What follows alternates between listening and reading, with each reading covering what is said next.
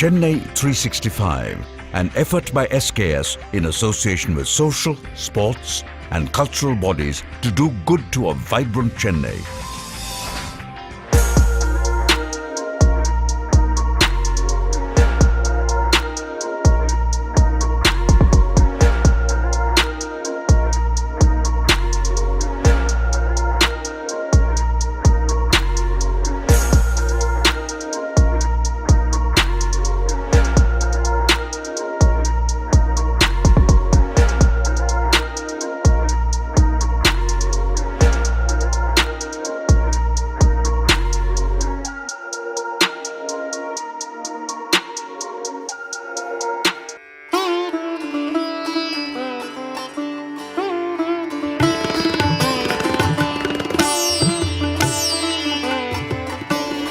அவ்வையின் ஆத்திச்சூடி மாணவர்களுடனான இந்த தொடர் நிகழ்ச்சிக்கு வருகை புரிந்திருக்கும் அனைவரையும் வரவேற்று மகிழ்கிறோம்.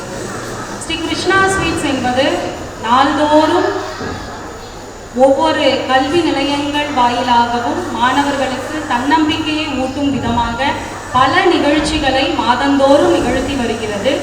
நம் பள்ளியிலும் ஒவ்வொரு மாதமும் இந்த நிகழ்வானது நிகழ இருக்கிறது. இந்த வருடத்தின் முதல் நிகழ்வு இன்று துவங்கி இருக்கிறது. இந்த நிகழ்ச்சிக்கு சிறப்பு விருந்தினராக வருகை புரிந்திருக்கும் திருச்சி லால்குடி பா எழில்செல்வன் அவர்களை உங்களின் கரவொலியோடு வரவேற்று மகிழ்கிறோம். மேலும் இந்நிகழ்ச்சிக்கு முன்னிலை வகித்திருக்கிற நம் பள்ளியின் தலைவர் பா ஸ்ரீதர் பாபு சார் அவர்களையும், நம் பள்ளியின் முதல்வர் திருமதி சுமதி விஜய் மேம் அவர்களையும், பள்ளியின் துணை முதல்வரும் இலக்கிய கூடல் அமைப்பின் செயலாளருமான திரு கோ மணி அவர்களையும் உங்கள் கரவொலியோடு வரவேற்கிறோம். இப்பொழுது நம் நிகழ்ச்சிக்கு சிறப்பு விருந்தினராக வருகை புரிந்திருக்கும் திருச்சி லால்குடி பா எழில்செல்வன் அவர்களுக்கு சிறப்பு செய்யும் தருணம். அவருக்கு பொன்னாடை அணிவித்து சிறப்பு செய்யுமாறு நம் பள்ளியின் தலைவர் ஸ்ரீதர் பாபு சார் அவர்களை வேண்டுகிறோம்.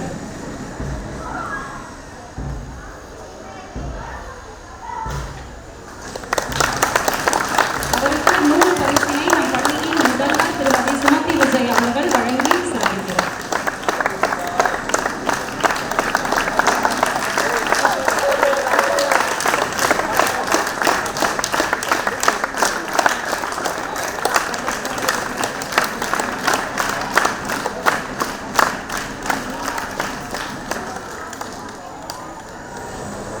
நிகழ்ச்சிக்கு வருகை புரிந்திருக்கும் அனைவரையும் முறையாக வரவேற்க வருகிறார் நம் பள்ளியின் முதல்வர் திருமதி சுமதி விஜய் மேம் அவர்கள்.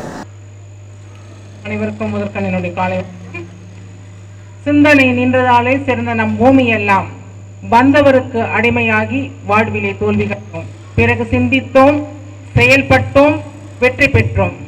அத்தகைய சிந்தனை சக்தியை தூண்டக்கூடிய பல நல்ல நிகழ்ச்சிகளை ஸ்ரீ கிருஷ்ணா ஸ்வீட்ஸ் நிறுவனத்தினர் பல கல்லூரிகளுடனும் பல பள்ளிகளுடனும் மாணவர் தொடர் நிகழ்ச்சியாக பல தலைப்புகளில் நடத்தி வருவதை அறிந்திருக்கின்றோம். அந்த வகையில் அவ்வையின் ஆத்திச்சூடி மாணவருடன் தொடர் நிகழ்ச்சி என்ற தலைப்பில் பல கல்லூரிகளில் பல பள்ளிகளில் நிகழ்ச்சி நடத்தி வருகின்றனர். தற்சமயம் இன்று இந்த நிகழ்ச்சி நமது பள்ளியில் நடப்பதில் நமக்கெல்லாம் பெருமை அல்லவா? கரகோஷத்தோடு ஒரு வாழ்த்துக்களை நாம் சொல்லுவோம். நமது பள்ளியில் நடப்பது இந்த நிகழ்ச்சி இங்கு நடைபெறுவதற்கு அனுமதி அளித்த நமது தாளாளர் திரு பாப்புராஜ் ஐயா அவர்களையும் நமது செயலாளர் திருமதி சங்கீதா ஸ்ரீதர் பாபு அவர்களை வரவேற்று மகிழ்கின்றோம். இத்தருணத்தில் இந்த நிகழ்ச்சியில் முன்னிலை வகித்துக் கொண்டிருக்கும் நமது தலைவர், நமது பள்ளியின் தலைவர் ஸ்ரீதர் பாபு ஐயா அவர்களையும் வரவேற்று மகிழ்ச்சி அடைகின்றோம். இந்த தருணத்தில் அடுத்ததாக இந்த நிகழ்ச்சியை, இந்த தொடர் நிகழ்ச்சியை நடத்தி நிகழ்ச்சியை ஒருங்கிணைத்து கொண்டிருக்கும் நமது பள்ளியின் துணை முதல்வர் மற்றும் இலக்கிய கூடலின் செயலாளராக இருக்கும் திரு கோ மணி அவர்களையும் வரவேற்று மகிழ்கின்றோம். இந்த தருணத்தில்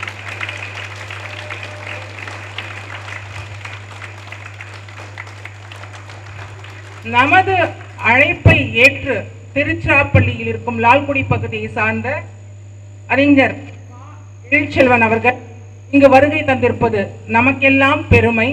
அவரையும் வரவேற்று மகிழ்கின்றோம் இந்த தருணத்தில். மற்றும் காண வருகை தந்திருக்கும் மற்றும் ஆசிரியர் அல்லாத பணியாளர்களையும் மாணவர்களையும் வரவேற்பதில் பெரும் மகிழ்ச்சி அடைகின்றேன். இந்த நிகழ்ச்சியானது ஔவையின் ஆத்திச்சூடி, நீங்க எல்லாருமே படிச்சிருப்பீங்க இல்லையா? ஔவையாரை பத்தி நம்ம செய்யுள் பகுதியில நிறைய படிச்சிருப்போம் இல்லையா? அவங்கள பத்தி உங்களுக்கு நிறைய கருத்துக்களும் தெரிஞ்சிருக்கும். அந்த கருத்துக்கள் எல்லாம் எதை பற்றி சொல்லியிருப்பாங்க அப்படின்றத பத்தி நீங்க தெரிஞ்சிட்டு இருப்பீங்க இல்லையா? அந்த மாதிரி என்னன்னாக்கா, எது தர்மம் அப்படின்ற தலைப்புல நம்மளுடைய சிறப்பு விருந்தினர்கள் பேசவிருக்கின்றார். அவரை பற்றி ஒரு சின்ன அறிமுகம். அவர் நிறைய பேச்சு போட்டி, கட்டுரை போட்டி, அப்படி நிறைய போட்டிகள் எல்லாம் பங்கேற்று நிறைய விருதுகள்லாம் வாங்கியிருக்காரு. அது மட்டும் இல்லாம இவர் இந்த வில்லு பாட்டு சொல்லுவாங்க இல்லையா? நீங்க எல்லாம் பார்த்திருப்பீங்கல்ல, டிவியில ரேடியோல எல்லாம் வில்லு பாட்டு, அதுல பாடுறதுல மிக கெட்டிக்காரர்.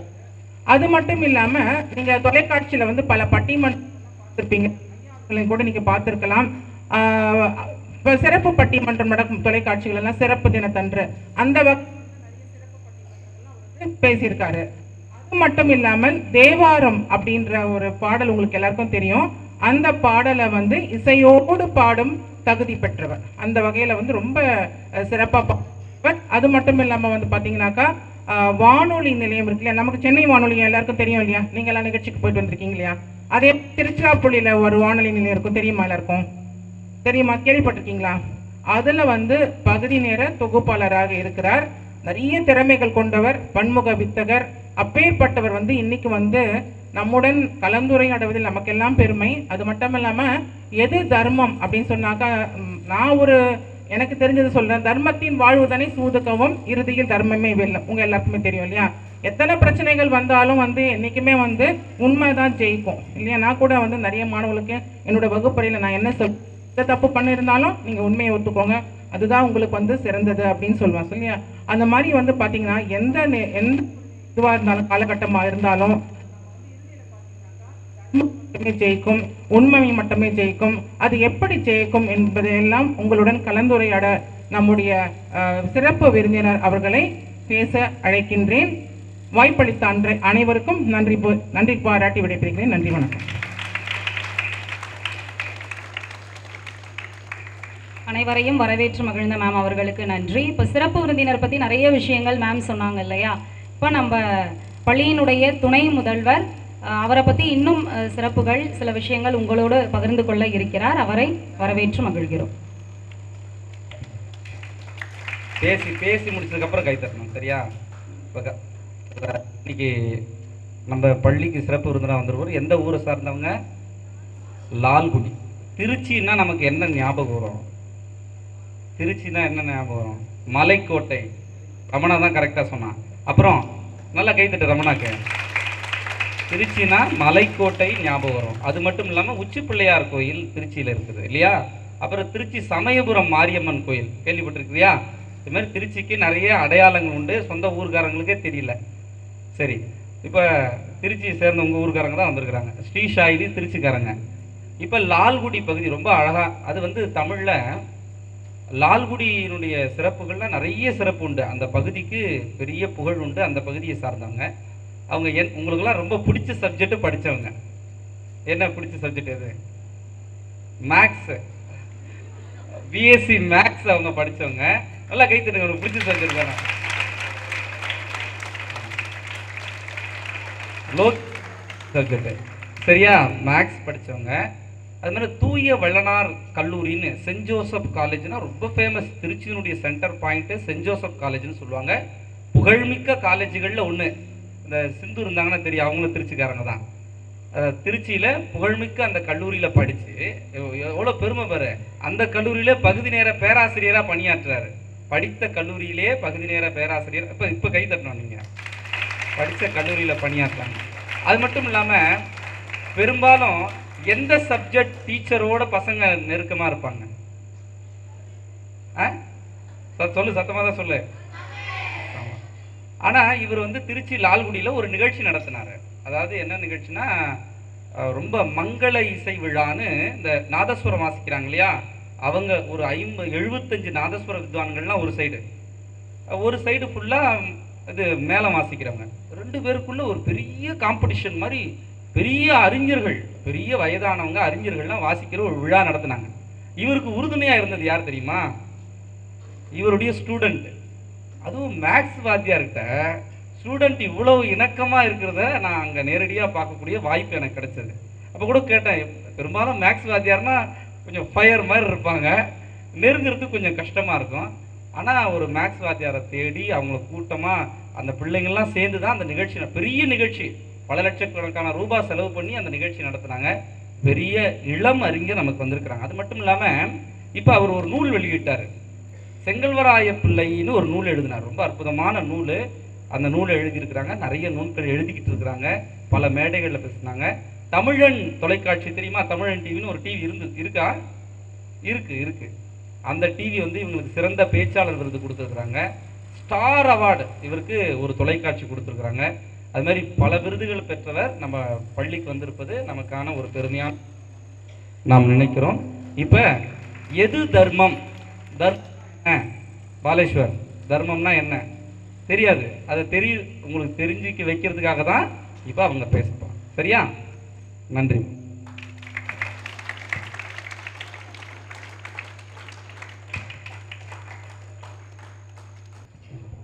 நிறைய விஷயங்கள் தெரிஞ்சிட்டு இருப்பீங்க இல்லையா நம்ம சிறப்பு விருந்தினர் பற்றி. நிறைய விஷயங்கள் நம்மோடு பகிர்ந்து கொண்ட துணை முதல்வர் அவர்களுக்கு நன்றி. இப்பொழுது எது தர்மம் என்கின்ற தலைப்புல இப்போ நிறைய பேர்கிட்ட கேட்டால் தெரியல அப்படின்லாம் தலையாட்டினீங்க இல்லையா? அவர் பேசி முடிச்சதுக்கப்புறம் உங்களுக்கு நிறைய விஷயங்கள் தெரிஞ்சிருக்கும். எது தர்மம் என்கின்ற தலைப்பில் சிறப்புரையாற்ற வருகை புரிந்திருக்கும் திருச்சி லால்குடி பா எழில்செல்வன் அவர்களை சிறப்புரையாற்ற அழைக்கிறேன்.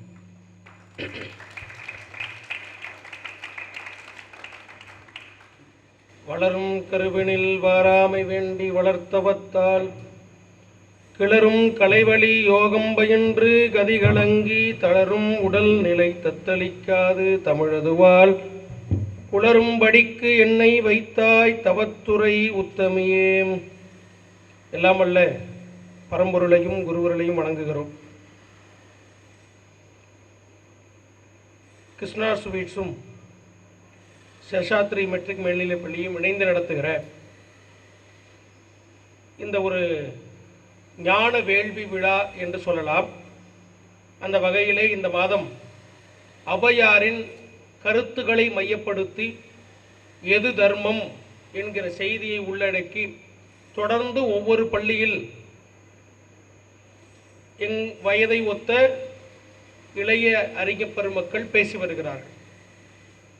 அந்த வகையில் நமது பள்ளிக்கு இன்றைக்கு வருகை தந்து பேசுவது உள்ளளவில் எனக்கு மிக்க மகிழ்ச்சியாக இருக்கிறது. முன்பாக பள்ளியினுடைய தலைமை பொறுப்பை வகிக்கிற பள்ளியினுடைய தாளாளர் பாப்புராஜ் ஐயா அவர்களுக்கும், மதிப்புக்குரிய நமது தலைவர் ஸ்ரீதர் பாபு ஐயா அவர்களுக்கும், பள்ளியினுடைய செயலாளர் சங்கீதா ஸ்ரீதர் பாபு அம்மா அவர்களுக்கும் நல்லதொரு வரவேற்புரையை ஆற்றி, முதல்வர் அப்படின்னா கொஞ்சம் எளிமையாக பழகிறவங்களாக இருந்தால் நல்லாயிருக்கும். அந்த வகையில் உங்களோட தோளோடு தோள் கொடுத்து பழகுவாங்கன்னு நினைக்கிறேன். அம்மா சுமதி விஜய் அம்மா அவர்களுக்கும், இந்த நிகழ்ச்சியை தொகுப்புரை வழங்கி கொண்டிருக்கிற அவங்க 2 பேரை பற்றி சொன்னோம் அப்படின்னா, அவங்க எங்களோட சேர்ந்து பயணிக்கக்கூடியவர்கள். அவங்கள அண்ணன் சொல்லுவோம், உங்களை அக்கான்னு சொல்லுவோம், மணியண்ணா அப்படின்னு நாங்கள் எல்லாரும் அப்படி தான் சொல்லுவோம், மணியண்ணா.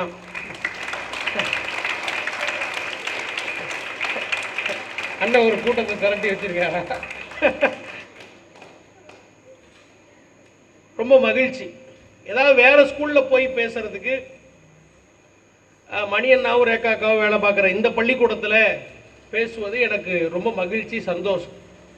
வேற இடம் மாதிரி இல்லாமல் நம்ம இடம் அப்படிங்கிற மாதிரி ஒரு உணர்வு இருந்தது. ஏன்னா இன்னைக்கு காலையிலேருந்து நான் வந்து இறங்கினதுக்கு பிறகு என்னைய 3:30 மணிக்கு இறங்கினேன். 3:30 மணிக்கு நமக்கெல்லாம் நடு இரவு தானே. அந்த நேரத்தில் என்னை கூப்பிட்டு எங்கே வந்திருக்கேன்னு கரெக்டாக கேட்டு அதுக்கப்புறம் என்னை அழைச்சிட்டு வந்து வீட்டில் தங்க வச்சு, ரொம்ப முக்கியமான ஒன்று சாப்பாடு போடுறது.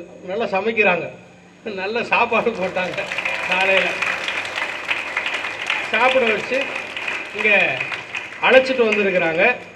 ரொம்ப மகிழ்ச்சி. எனக்கு உங்கள் கூட பழகிறது வந்து எனக்கு ஒன்றும் புதுசு கிடையாது. நான் ஒரு 3 ஆண்டு பள்ளிக்கூடத்தில் வேலை பார்த்துறேன். நான் 1 வருஷம் மேத்ஸ் டீச்சராக இருந்தேன், 1 வருஷம் தமிழ்வாதியாராக இருந்தேன், 1 வருஷம் சோசியல்வாதியாராக இருந்தேன். இப்போ நான் சென்ட் ஜோசப் காலேஜில் எனது ஆடியோவில் பதிவு பண்ணுறாங்க, ஒரு செய்தி சொல்லணும். நாங்கள் பகுதி நேரமாக ஒர்க் பண்ணுறதா சொல்கிறாங்க. நான் பகுதி நேரமாக ஒர்க் பண்ணலை. எங்கள் பிரின்சிபல் கேட்டார்னா என்னை தூக்கி வெளில போட்டுருவார். நாங்கள் முனைவுப்பட்ட ஆய்வு பிஹெச்டி என்னுடைய பெரிய புராணத்தில் முனைவுப்பட்ட ஆய்வு நான் பண்ணிக்கிட்டு வரேன். தொடர்ந்து ஒரு 10 ஆண்டுகளாக என்கிட்ட டியூஷன் படிக்கிறான் பையன். எனக்கு மொத்தம் ஸ்ட்ரென்த்து 60 பேர் டியூஷனில் இருக்கிறான். 10, 11, 12 மட்டும்தான் இருப்பான், வேறு கிளாஸ்லாம் கிடையாது. சின்ன பையனை மேய்க்கிறதுக்கு நமக்கு அறிவு கிடையாது. அதனால் 10, 11, 12 மட்டும்தான் மேத்ஸ் டியூஷன் வரான். அதனால் உங்கள் கூட பழகிறது பேசுறது எனக்கு ஒன்றும் புதுசு கிடையாது, ஒரு பழகின விஷயந்தான். தினந்தோறும் பார்க்குறோம். நேற்றுலாம் 12, 11 மணி வரைக்கும் என் கூடயே தான் இருந்தான். 12வது பையன், அவனை முடிச்சு அனுப்பிச்சிட்டு தான் வந்தேன். பரிச்சை வந்துருச்சு. அதனால் எது தர்மம்னு கேட்டிருக்காங்க இல்லையா, ஒரு நல்ல தலைப்பு. அதுக்கு முன்னாடி நீங்கள்லாம் கொஞ்சம் ஆக்டிவ் ஆகிறதுக்கு நான் ஒன்று சொல்கிறேன். நான் சொல்ல செய்யணும். நான் கைத்தட்டு அப்படின்னா 2 முறை கைத்தட்டணும். சொடக்கு போடு அப்படின்னா 2 முறை சொடக்கு போடணும். சரிங்களா? நான் சொல்ல செய்யணும். மீண்டும் செய்ய அப்படின்னா எது ஃபஸ்ட்டு ஆர்டரில் வந்ததோ சொடக்கு போடணும், கைத்தட்டணும், அப்புறம் என்ன பண்ணணுமோ அதை செய்யலாமா? உன்னை நீ அறிந்தால் கைத்தட்டு, உன்னை நீ அறிந்தால் கைத்தட்டு, உன்னை நீ அறிந்தால் அதை நீ உணர்ந்தால் மீண்டும் செய், உன்னை நீ அறிந்தால் சுடக்கெடு, உன்னை நீ அறிந்தால் சுடக்கெடு, உன்னை நீ அறிந்தால் அதை நீ உணர்ந்தால் மீண்டும் செய். 2ஐயும் திருப்பி செய்யணும். சரியா? மறுபடியும் சொடக்கு போற செய்யுங்க. உன்னை நீ அறிந்தால் சுடக்கெடு, உன்னை நீ அறிந்தால் சுடக்கெடு, உன்னை நீ அறிந்தால் அதை நீ உணர்ந்தால் மீண்டும் செய், உன்னை நீ அறிந்தால் துடைத்தட்டு, உன்னை நீ அறிந்தால் துடைத்தட்டு, உன்னை நீ அறிந்தால் அதை நீ உணர்ந்தால் மீண்டும் செய், உன்னை நீ அறிந்தால் கால்தட்டு, உன்னை நீ அறிந்தால் கால்தட்டு, உன்னை நீ அறிந்தால் அதை நீ உணர்ந்தால் மீண்டும் செய். நல்லா கை தட்டிக்கங்க. எதுக்குன்னா நம்ம பையன் அவன் தொடைய தட்டினா பக்கத்தில் இருக்க தொடைய தட்டுறான். சரி, நமக்கு தலைப்பு வந்து எது தர்மம்னு வச்சிருக்காங்க. தர்மம்னா தமிழ்ல அறம் என்று பொருள். அறம் எது அறம் அப்படின்னு நமக்கு தெரியும் இல்லையா? இந்த அறத்தெல்லாம் சொல்ற வயசுல சொல்லி கொடுத்து குழந்தைங்களுக்கு வளர்த்தரணும். கொஞ்சம் வயசுக்கு மீறி அவனுக்கு பிலாசபி சொன்னோன்னு வச்சுக்கவே ரொம்ப பிளேடு போடாது நவுரியான்ருவான். சொல்ற வயசுல சொன்னா அது கேட்டுப்பாங்க. அதனாலதான் ஆங்கிலத்தில் எழுத்துக்களை அறிமுகம் செய்கிற போது A for apple, B for பால்னு சொல்லி கொடுத்தாங்க. ஆனா தமிழ்ல எழுத்துக்களை ஆனா ஆவனா அம்மா ஆடு சொல்லி கொடுத்ததுக்கு அப்புறம் அடுத்து எதுக்கு போயிடுவாங்க அப்படின்னா ஆ அறம் செய்ய விரும்பு, ஆ ஆறுவது சினம். குழந்தைகளுக்கு உணவுகளை ஊட்டி வளர்த்த பண்பாடுகளிலிருந்து மீறி குழந்தையாக இருக்கிற போதே அறத்தை சொல்லி தருகிற மரபு நம்முடைய தமிழ் மரபு என்பதால நம்ம அதுக்கு ரொம்ப பெருமைப்பட்டுக்கணும். எது அறம் அப்படித்தானே நம்ம கேள்வி. பாருங்களேன், ஔவையார் சொன்ன எல்லாமே அறம் தான். நமக்கு பெரியவங்க சொல்ற எல்லாமே நமக்கு அறம் தான். அதன்படி நின்று நம்ம வாழ்க்கையில எங்கேயோ போயிடுவோம். இப்ப 1330 திருக்குறளா, அதை படிச்சு ஒப்பிக்கிறது பெருசு இல்லை. அதன்படி எதையாவது ஒரு குறளை எடுத்துக்கொண்டு வாழ்க்கையில வாழ்ந்துட்டா அது நமக்கு பெரிய வெற்றி தந்துடும் இல்லையா? ஔவையார் சொல்ற எல்லாமே அறம் தான். இப்போ கல்வி அப்படின்னா என்னன்னு கேட்கிறோன்னு வைங்களேன். What is education? கல்வி என்றால் என்ன? யாராவது சொல்லுங்க. கல்வினா என்ன? யாராவது சொல்லுங்கப்பா. கல்வி என்றால் என்ன? 2 மார்க் கொஸ்டின் மாதிரி சொல்லணும், 5 மார்க்கா எழுதிடக்கூடாது. சில 1 மார்க்கா சொன்னா கூட ரைட்டு தான். கல்வி என்றால் என்ன? யாராவது சொல்லுங்க. ஒருத்தர் எழுந்து யாராவது சொல்லுங்க. கல்வினா என்ன சொல்லு. A + B² ஃபார்முலா படிக்கிறது சார். பித்தாகரசியரை மனப்பாடம் பண்ணி எழுதுறது சார். அதான் கல்வியா? கல்வி என்ன அப்படின்னா, ரோட்டில் ஒருத்தர் நடந்து போயிட்டு இருந்தான். ஒரு வயசு பையன், ஒரு 11ஆவது படிக்கிற பையன் வச்சுக்கவே, 11ஆவது பையன் இருக்கிறதானே இங்கே, அதனால் 11ஆவது படிக்கிற பையன் வச்சுக்கோ. அவர் ரோட்டில் போயிட்டு இருக்கும்போது ஒரு 80 வயசு பாட்டி குறுக்க நடந்து வந்தது. அந்த பாட்டி வந்தப்ப இவன் என்ன பண்ணான், ரோட்டில் காரி எச்சு துப்புனான். அந்த பாட்டி கேட்டுச்சு ஒரு கேள்வி, ஏப்பா நீ படித்த பையன் தானே அப்படின்னு கேட்டுச்சு. பாட்டி என்ன கேட்டுச்சு அந்த பையன்கிட்ட, நீ படித்த பையன் தானே? நமக்கு பாடத்தில் ஃபார்முலா தெரியும், செயல் படிச்சிருப்போம், சயின்ஸ் படிச்சிருக்கிறோம். நான் காரி ரோட்டில் எச்சு துப்புறதுக்கும் நீ படித்தவனான்னு கேட்கறதுக்கு என்ன சம்மந்தம் இருக்குது? டிசிப்ளின். வாழ்க்கையில் ஒழுக்கம்தான் சிறந்த கல்வி என்பது 80 வயசு ஆயாவுக்கு தெரிஞ்சிருக்குது, நமக்கு தெரியல. அப்போ வாழ்க்கையில் ஒழுக்கத்தோடு நடந்து கொள்வதுதான் உண்மையான கல்வி. கல்வி கற்பது என்பது கற்றபடி நடப்பது, அதுவும் மாசில்லாத கல்வியை படிக்கணும். இப்போ ஔவையார் சொல்றாங்க, நீ எவ்வளவு தூரம் படிக்கிறியோ அவ்வளவு தூரம் உன் அறிவு வளரும். நீங்க குளத்துக்கு போனீங்க அப்படின்னா, யாரோ குளத்துல குளிச்ச பழக்கம் இருக்குதா? எங்க ஊர்ல எல்லாம் கண்மா குளம்லாம் இருக்குது, குளிக்கலாம் தாராளமா.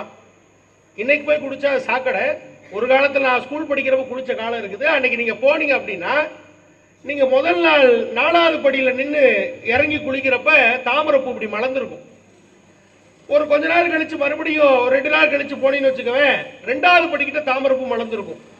இன்னும் போனீங்கன்னா கரையை தழும்ப தாமரைப்பூ மலர்ந்துருக்கும். எப்படி மலருது அப்படின்னா, தண்ணி உயர உயர தாமரை கீழே இருக்க தண்டு என்ன பண்ணிட்டே இருக்கும்னா, எக்ஸ்டெண்ட் பண்ணிட்டே போய் மேலே வந்துட்டே இருக்கும்.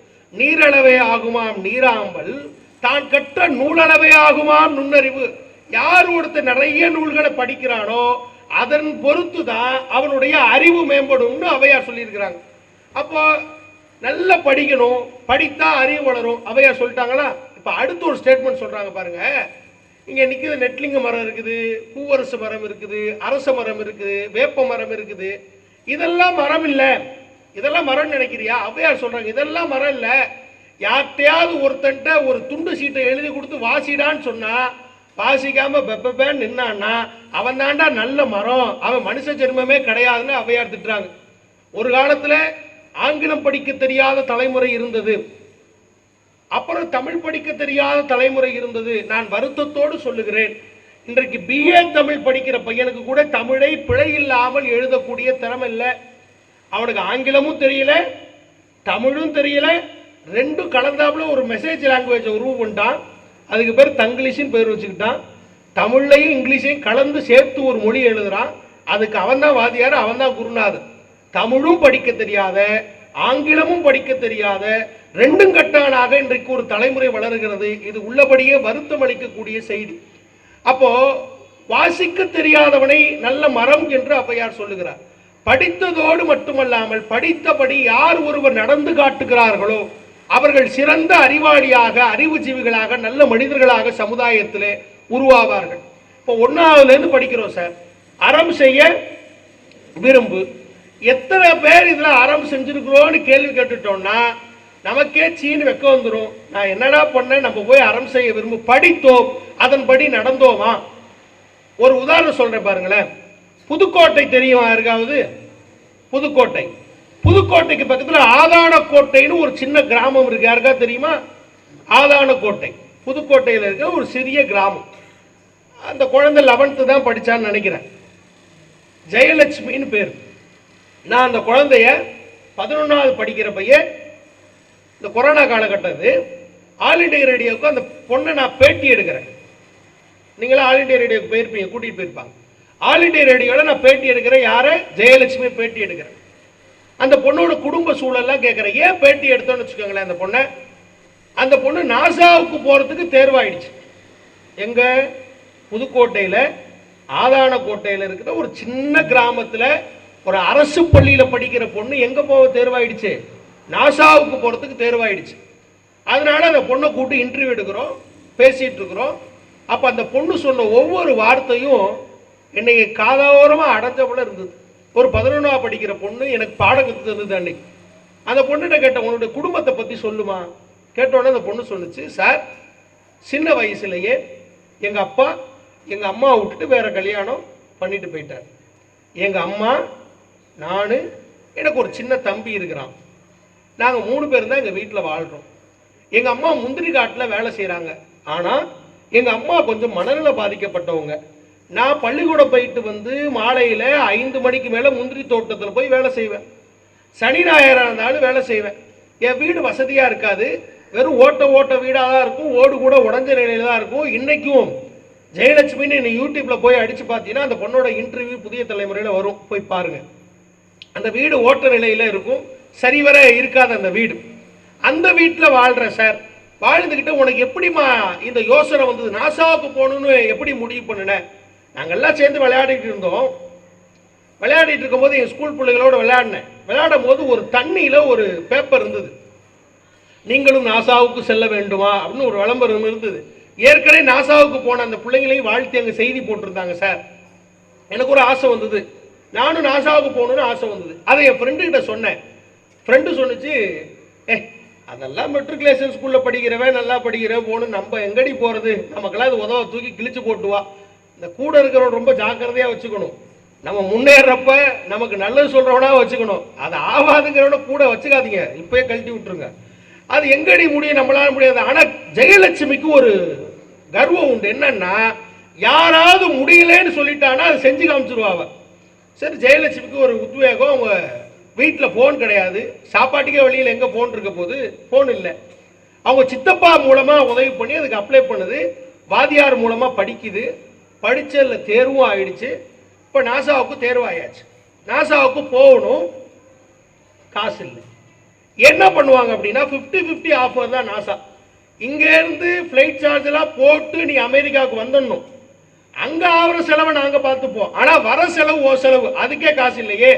அப்போ என்ன பண்ணுறதுன்னு சொன்னோன்னா அங்கே இருக்கிற டீச்சர்ஸ்லாம் அந்த பொண்ணுக்கு உதவி பண்ணி, அந்த கிராமத்தில் இருக்கவங்களாம் உதவி பண்ணி அந்த பொண்ணுக்கு தேவையான எல்லா பணமும் கையில் கிடச்சிருது. நாசாவுக்கு போக ரெடி ஆயிடுச்சு. அப்போ தொண்டு நிறுவனம் ஒன்று, கிராமாலயான்னு பேர், அந்த நிறுவனம் வருது. அம்மா, இது மாதிரி நீ நாசாவுக்கு போகிறதுக்கு தேர்வாயிருக்க, உனக்கு பணம் தேவைன்னு சொல்கிறாங்க, கவலைப்படாத, உனக்கு தேவையான முழு பணத்தையும் நானே தரேன்னு சொன்னோன்னே இப்போ அந்த பொண்ணு என்ன சொல்லியிருக்கணும், அவ்வளோ நல்லவனா நீனு, நான் வேணான்னு சொல்லியிருக்க மாட்டேன். சார், இன்னும் பணம் கொஞ்சம் கிடைக்கல சார், கொஞ்சம் கொடுங்கன்னு சொல்லி வாங்கி பாக்கெட்டுக்குள்ளே போட்டிருப்பேன். ஆனால் அந்த பொண்ணு சொன்னிச்சு, சார் எனக்கு கிடைக்க வேண்டிய எல்லா பணமும் கிடைச்சிச்சு, உங்கள் பணம் எனக்கு வேண்டாம். சரிம்மா, நான் உங்கள் வீட்டில் போய் பார்க்கட்டுமா அப்படின்னு அந்த ஆஃபீஸருக்கு, தாமோதரன் பேர் அவருக்கு, நான் போய் பார்க்கட்டுமான்னு பார்க்குறாரு. வீடு இப்படி இருக்கு, உன் வீட்டில் ஏதாவது நான் சரிப்படுத்தி தரேன், உனக்கு ஏதாவது உதவி வேணுமா கேளு. அதுக்கு அந்த பொண்ணு சொன்னிச்சு, என் வீட்டை நீங்கள் சரிப்படுத்தி தர வேணாம், எங்கள் ஊரில் ஒரு 200-150 குடும்பம் வசிக்கிறோம், 150 வீடுகளில் யார் வீட்லையுமே கழிவறை கிடையாது, ரெஸ்ட் ரூம் இல்லை. நாங்கள் எல்லாரும் என்ன செய்வோம், புதுக்கோட்டை திருச்சி பைபாஸில் எங்கள் ஊர்லேருந்து கடந்து போய் 2 கிலோமீட்டர் தள்ளி தான் அந்த கழிவறைக்கு நாங்கள் போவோம். போகிற வழியில் சாராய கடை இருக்கும், அதை கடந்து தான் நாங்கள் போகணும். இரவு நேரங்களில் போகிற மாதிரி இருக்கும், பூச்சி கடித்து செத்து போனவங்க நிறைய பேர் இருக்கிறாங்க. உங்களால் முடிஞ்சா, எனக்கு கட்டித்தான்னு சொல்லலை, என் கிராமத்தில் இருக்க 126 வீட்டுக்கு உங்களால் கட்டித்தர முடியுமான்னு கேட்டுச்சு பாருங்க. இந்த பொண்ணோட அறிவை பார்த்து, அந்த உதவுணுங்கிற குணத்தை பார்த்து கிராமாலயா தொண்டு நிறுவனத்துடைய தாமோதரன் வியப்படைஞ்சு போய், அவ்வளவுதானம்மா, கழிவறை என்ன கேட்கிற, குளியலறையுடன் கூடிய கழிவறையை உனக்கு கட்டித்தரேன்னு சொல்லி 126 வீட்டுக்கும் என்ன கட்டி தந்தாங்க, குளியலறையோடு கூடிய கழிவறையை கட்டி தந்தாங்க. அப்போ அறம் செய்ய விரும்பு அப்படின்னு பாடம் படிச்சதோடு மட்டும் இல்லாம அறத்தை செய்து காட்டிய பெண் ஜெயலட்சுமி. இதுக்கு அவளுக்கு கிடைச்ச பாராட்டு என்ன தெரியுமா, மகாராஷ்டிரா மாநிலத்தில் உள்ள தமிழ் புத்தகத்துல கடவு மெய்ப்பட வேண்டும் அப்படிங்கிற தலைப்புல உங்களுக்கு துணைப்பாட கதை வரும்ல, இந்த ஜெயலட்சுமியுடைய வாழ்க்கை வரலாற்றை பாடமா வச்சு அங்க இருக்கிற பிள்ளைங்க பாடமா படிக்குது. யார, ஒரு 12வது 11வது படிச்ச சாதாரண பள்ளி மாணவியினுடைய வாழ்க்கை வரலாற்றை உங்களை போல இருக்கிற மாணவிகள் படிக்கிறாங்கன்னா அந்த பொண்ணினுடைய அந்த உதவணும் என்கிற குணம் அந்த பொண்ணை எங்க கொண்டு உயர்த்துது, ஒரு பாட புத்தகத்துல பாடமா படிக்கிற அளவுக்கு உயர்த்தி காட்டுச்சு. இதெல்லாம் பெருசு இல்லை. நான் கேட்டேன், நீ வாழ்க்கையில நீ என்னவா ஆக போறேன்னு கேட்டேன். அந்த பொண்ணு கேட்டதுக்கு பதில் சொன்னுச்சு, சார் நான் ஐஏஎஸ் ஆக போறேன். இப்போ அந்த பொண்ணு ஹிஸ்டரி படிச்சுட்டு இருக்கு, நான் ஐஏஎஸ் ஆக போறேன். அப்போ படிச்சப்போ 11வது, நான் இன்டர்வியூ எடுக்கிறப்ப 11வது. நான் ஐஏஎஸ் ஆக போகிறேன் சார், ஐஏஎஸ் ஆக போகிறேன்னு சொன்னோன்னே, சரி ஏன் இதெல்லாம் விட்டுட்டு நீ ஒரு சயின்டிஸ்ட் ஆகலாம், உனக்கு விஞ்ஞானத்தில் நாட்டம் இருக்கு, நீ பெரிய சயின்டிஸ்ட் ஆகிடலாமேன்னு சொன்ன பாருங்க. யாராவது என்கிட்ட உதவின்னு கேட்கறதுக்கு முன்னாடி நான் உதவி பண்ணும் சார், அதுக்கு கலெக்டர் வேலை தான் சரியாக இருக்கும், அதனால் நான் கலெக்டர் ஆயிடுறேன்னு சொன்னிச்சு அந்த பொண்ணு. அப்போ அறம் செய்ய விரும்பு என்பதை படிப்பதோடு மட்டும் இல்லாமல் அதை என்ன பண்ணிச்சு, வாழ்க்கையில் நடைமுறைப்படுத்தி காமிச்சு. அப்போ அறம் செய்ய விரும்பணும் ஒன்று. இப்போ நம்மள பல பேர் இருப்போம். சில பேர் குண்டா இருப்பான், சில பேர் ஒல்லியாக இருப்பான், சில பேர் தொடுக்கு தொடுக்கு நடப்பான். அவனை பார்த்து ஒவ்வொன்றுக்கும் ஒவ்வொருத்தர் பேர் வைப்போம் இல்லையா, பட்ட பேர் வச்சு கூப்பிடுவோம். உருவத்தை பார்த்து எள்ளி நகையாடுவோம். அப்படி செய்யலாமா? செய்யலாமான்னா உங்கள் வயசில் சரின்றுவீங்க. கொஞ்சம் நாளானதுக்கப்புறம் அவன் வருத்தப்பட மாட்டானான்னு நம்ம யாருமே யோசிக்கிறது இல்லை. உருவ கண்டு எல்லாமை வேண்டும் என்பதில் ஔவையார் மிக தெளிவாக சொல்லுகிறார். யாருடைய உருவத்தையும் கண்டு ஏளனம் செய்யாதீர்கள். என்னமோ படித்தவெல்லாம் அறிவாளிங்கிறப்ப படிச்சுட்டா அறிவாளியா அப்படின்னா படித்த எல்லாருமே அறிவாளியா இருக்கிறது இல்லை. படிக்காத பலரும் புத்திசாலியாகவும் இருக்கிறதுக்கான வாய்ப்புகள் நிறையவே உண்டு. காமராஜர் அதிகம் படிக்கல, ஆனால் நாட்டினுடைய முதலமைச்சராக இருந்தார். கலைஞர் அதிகம் படிக்கல, ஆனால் நாட்டினுடைய முதலமைச்சராக இருந்தார். அப்ப கல்வி என்பது நாம் வாடுகிற அனுபவத்தில் இருக்கிறது. அதை நம்ம புரிஞ்சுக்கணும். அதுக்குன்னு உங்களை படிக்க வேணாம்னு சொல்லலை, படிப்போடு கூடிய அடக்கம் வேணும். உருவத்தை கண்டு எல்லக்கூடாது. இப்ப ஒரு பஸ் ஸ்டாண்டு, அங்க ஒரு பழ வியாபாரி, அவர் கொய்யா பழம் வித்துட்டு இருந்தார். அவர் என்ன பண்ணாரு, வயசான ஒரு 70 வயசு இருக்கும். அவர் பஸ்ல ஏறி, ஐயா 5 கொய்யா பழம் 20 ரூபா, 5 கொய்யா பழம் 20 ரூபான்னு கத்தி கத்தி விற்கிறாரு. ஒரு பைய பழம் வாங்க மாட்டான். தாத்தா ரொம்ப சோகமாயிட்டார். சரி இந்த பஸ்ஸு சரியில்லை, 29C சரியில்லை, 28Bக்கு போகலான்னு போகிறேன். அங்கே போய் இதே போல 5 பழம் 20 ரூபான்னு விற்கிறார். அப்பையும் ஒன்றும் பழம் விற்கலை. 3 பஸ்ஸு இப்படியே போய் போய் போய் போய் விற்று பார்க்குறாரு, ஒன்றும் விற்கலை. அப்போ MBA படித்த ஒருத்தன் அங்கே நிற்கிறான். MBA தெரியுமா? MBA படித்தாலும் ஒரு நிறுவனத்தில் ஹெச்ஆராக ஒரு சேல்ஸ் மேனேஜராக ஆக முடியும் இன்னைக்கு. அப்படி MBA படித்த ஒருத்தர் நிற்கிறார். அவர் கூப்பிட்றாரு. இவர் வித்துட்டு இறங்க இறங்க பின்னாடியே ஒருத்தர் ஏறுறான் சார். சின்ன பையன், ஒரு 22 வயசு இளைஞன் ஏறுறான். அவன் என்ன பண்ணுறான், 6 கொய்யா பழம் 20 ரூபான்னு விற்கிறான். நம்ம ஆளுங்களுக்கு 1 கூட கிடச்சி போதேன்னு மனசில் சந்தோஷம். என்ன பண்ணிடுறாங்க, 6 கொய்யா பழத்தை வாங்கி பாக்கெட்டுக்குள்ளே போட்டுட்டு எல்லாரும் கூட நிறைய 2 பஸ்ஸிலே தீர்ந்து போச்சு. இதை ஒரு MBA படித்தவர் தூரமாக பார்க்குறாரு. அப்போ அந்த வயசானவர் கூப்பிட்றாங்க, இங்கே வாங்க, இங்கே பார் பார், 6 கொய்யாப்பழம் 20 ரூபான்னு விற்று விற்று விற்று சம்பாரிச்சிட்டா பாருங்க. கொள்முதல் நீங்கள் நிறையா பண்ணாதான் நீங்கள் நிறைய சம்பாதிக்க முடியும். அதனால் நீங்கள் நிறைய சம்பாதிக்கணும்னா நிறைய கொள்முதல் பண்ணுங்க. அவனை பார்த்து நீங்கள் கற்றுக்கங்க. நீங்களும் ஒரு பழத்தை கூட வச்சு வைங்க, நீங்களும் வித்துடலாம் சார் கூட இல்லை எல்லாத்தையும் அந்த தாத்தாவுக்கு சொன்னார் பாருங்க. அங்கே தாத்தா சொன்னார், MBA படித்தவருக்கு அறிவுரை சொல்கிறார். என்ன சொன்னார்னா, அட போங்க சார், அதை யாருன்னு நினச்சிங்க அப்படின்னார். எனக்கு எப்படி தெரியும்னு MBA படித்தவர் கேட்டார். அவன் என் மகன் தான் சார், நான் ஒவ்வொரு பஸ்ஸாக ஏறி 5-20ன்னு விற்றுட்டு வருவேன், எவனும் வாங்க மாட்டான்னு எங்களுக்கு தெரியும். என் பையன் பின்னாடியே போய் 6-20ன்னு விற்பான். அவன் விற்கிறது என் பழம் தான், நான் விற்கிறது அவன் பழம் தான், எல்லாமே ஒன்று தான். இது ஒரு வியாபார யுத்தி சார். உடனே MBA படித்தேன் கேட்டாராம், சார் நீங்கள் எந்த யூனிவர்சிட்டியில் MBA முடிச்சிங்க? அட போய நான் 3ஆம் வகுப்பு தாயா படித்தேன்னா. அப்போ படிப்பு மட்டுமே ஒருவனுக்கு அறிவை தந்துடாது. அப்போ ஒருத்தர் உருவத்தை பார்த்து ரொம்ப கேவலமாக விமர்சனம் பண்ணிடக்கூடாது. உருவு கண்டு எல்லாமை வேண்டும். மடல் பெரிது தாளை மகிழிடுது கந்தம் உடல் சிறியர் என்று எண்ணி இருக்க வேண்டாம். ஔவையார் சொல்றாங்க, மடல் பெரிது தாளை மகிழிடுது கந்தம் உடல் சிறியர் என்று எண்ணி இருக்க வேண்டாம். மடல் பெரிது தாளை அப்படின்னா தாழம்பு பார்த்துருக்கீங்களா? ரோட்ல வைக்கிறத பார்த்துருப்ப, அது புதனோடு இருக்கிறது அழகை பார்த்துருக்கிறியா? நீட்டமாக இருக்கும் தாழம்பு. நம்ம கட் பண்ணி கொண்டு வரோம், இவ்வளோ பெருசு இருக்கும். அந்த வாடகைக்கு பாம்பெல்லாம் கூட அண்டி போயிடுவாங்க. இவ்வளோ பெரிய தாழம்பு இருக்கும். தாழம்பு பெருசு, நீளமாக இருக்கும், நறுமணமாகவும் இருக்கும். மகிழம்பு பார்த்துருக்கியா? மகிழம்பு பார்த்துருக்கீங்களா யாராவது? இவ்வளோண்டு தான் இருக்கும், சின்ன பூ தான் இருக்கும். அது காய காய காய காய மனம் கூட வரும். இவ்வளோண்டு மாலையே 300-400 ரூபாய்க்கு விற்போம். ஒரு முழமே 400-300 ரூபாய்க்கு விற்கும். அப்ப என்ன சொல்றாங்க ஔவையார் பாருங்க, மடல் பெரிது தாழை, தாழம்பூ மடல் பெருசுப்பா, மகிழம்பூ உருவத்துல சின்னது, ஆனா தாழம்பூவை காட்டிலும் மகிழம்பூல மனம் கூட. அதனால நீ பெரிய பூவா இருக்குது, சின்ன பூவா இருக்குது, மகிழம்பூ வாழ அடிக்கான்னு தூக்கி போட்டுறாத. மடல் பெரிது தாழை, தாழம்பூவை காட்டிலும் உருவத்திலே சிறிய மலராக இருக்கிற மகிழம்பூவுக்கு மனம் கூட. அதுபோலதான் மிகப்பெரிய சமுத்திரம் இருக்கும், கடல் இருக்கும், பார்த்திருக்கியா? கடல் தண்ணி இவ்வளவு இருக்குது, ஒரு வாய் உன்னால அள்ளி குடிக்க முடியுமா? குடிக்க முடியாது. நீ திருச்செந்தூர் போற, திருச்செந்தூர் போனீங்கன்னா கடல்ல குளிக்கலாம்.